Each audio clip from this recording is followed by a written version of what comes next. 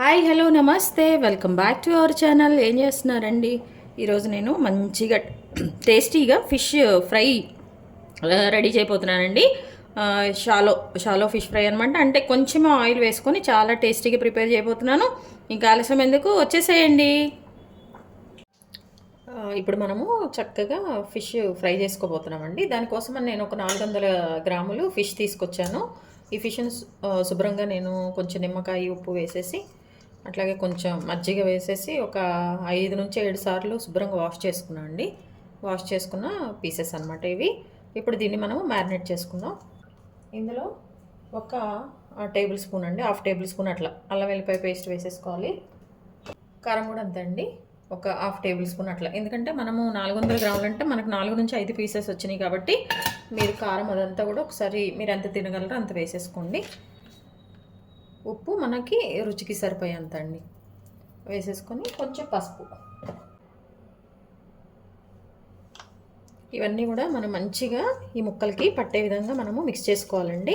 మనం ఎప్పుడైనా కానీ ఫిష్ ముక్కలకి మంచిగా మసాలాలు పట్టాలంటే మనం ఫిష్ మంచిగా వాష్ చేసేసుకొని కొంచెం డ్రై అయ్యే వరకు పక్కన పెట్టుకోవాలండి.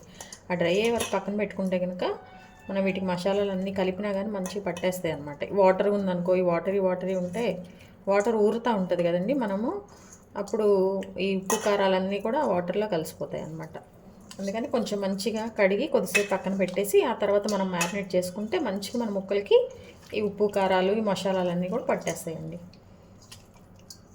ఇప్పుడు దీనిలో ఫిష్ ఫ్రై కానీ ఫిష్ కర్రీ కానీ మీరు ఎప్పుడైనా చేసేటప్పుడు ఏంటంటే అండి, ఈ ముక్క ఇట్లా కొంచెం మనము ఫ్రెష్గా దొరకవు కదండి మనం సిటీలో ఉండే వాళ్ళకి. దానికోసం ఏంటంటే మనం వండినప్పుడు కొంచెం ఈ ముక్కలన్నీ కూడా త్వరగా విరలపడిపోతూ ఉంటాయి. ఇట్లా రాకుండా ఉండాలి, ముక్క కొంచెం గట్టిగా ఉండాలంటే మనం ఎప్పుడు కూడా దీనికి మనము నిమ్మకాయ ఉంటుంది కదండి, నిమ్మకాయ జ్యూస్ యాడ్ చేసుకొని మనం మ్యారినేట్ చేసుకుంటే మన ముక్కలన్నీ కూడా బాగుంటాయండి. కొంచెం గట్టిగా ఫ్రైకి అయితే మాత్రం కంపల్సరీగా యాడ్ చేసుకోవాలండి. ఇంకా దట్టు ఏంటంటే కొంచెం మనకి ఈ నిమ్మకాయ వేయటం వల్ల ముక్క కూడా చెదరదు, అలాగే పులుపు కూడా పడుతుంది కదండి ఫ్రైకి. అప్పుడు కొంచెం మంచి టేస్ట్ ఉంటుంది అనమాట. ఈ మసాలాలంతా కూడా మనము సాయంత్రం కొంచెం కొద్దిగా ఆగాక నేను ప్రిపేర్ చేస్తాను. ఎంతవరకు ఎట్లా కొంచెం ఆయిల్తో ఎట్లా మనం వీటిని ఫ్రై చేసుకోవాలో ఇట్లా మనము ఒక అరగంట మ్యారినేట్ చేసేసుకొని పక్కన పెట్టేసుకుందామండి. ఈ చపాతీ ఇవి కాల్చుకుంటాం కదండి, అది తీసేసుకున్నాను ఆ పెనం పైన నేను. ఎందుకంటే షాలో ఫ్రై చేస్తున్నాను, అంటే ఎక్కువ ఆయిల్ లేకుండా కొంచెం ఆయిల్ వేసుకొని ఫిష్ ఫ్రై చేసుకుంటున్నాను. అందుకని నేను దీన్ని యూజ్ చేశానండి. లేకపోతే బాండీలో అయితే కొంచెం ఆయిల్ కావాలంటే వేసుకోవచ్చు. దీని మీద ఏంటంటే ముందు కొంచెం లైట్గా మన ప్యాన్ కొంచెం హీట్ అయిపోయాక లైట్గా మనం ఆయిల్ స్ప్రెడ్ చేసుకోవాలండి కొంచెం. ఇవ్వండి, మనం ముందు మంచిగా మ్యారినేట్ చేసి పెట్టుకున్నాం కదా, ఒక 400 గ్రామ్స్ ఫిష్ తీసుకొచ్చేసి నేను మ్యారినేట్ చేసింది ఇందాక మీకు చూపించాను కదండి, అవే ఇప్పుడు మనము ఫ్రై చేసుకోబోతున్నాం. ఇదిగోండి ఇట్లా ఒక్కొక్కటి హై ఫ్లేమ్ మీదే చేసుకోవాలండి. కొంచెం ఆయిల్ వేసుకొని చక్కగా వీటిని మనము ఫ్రై చేసుకుంటున్నాము. చూడండి మంచిగా ఇది ఫ్రై అవుతూ ఉంటాయండి, మసాలా అంతా పట్టి. దీన్ని ఏంటంటే మనం వెంటనే కదపకూడదండి, కొంచెం ఒక 2 నిమిషాల తర్వాత మనము దీన్ని టర్న్ చేసుకోవాలి.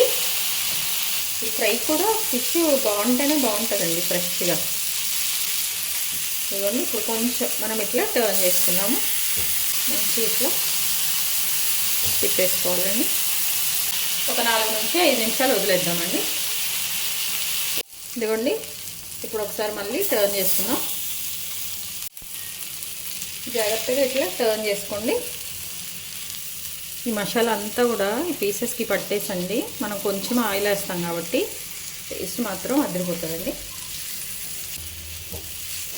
ఇట్లా మళ్ళీ ఇప్పుడు టర్న్ చేస్తాం కాబట్టి ఇంకొక 5 నిమిషాలు.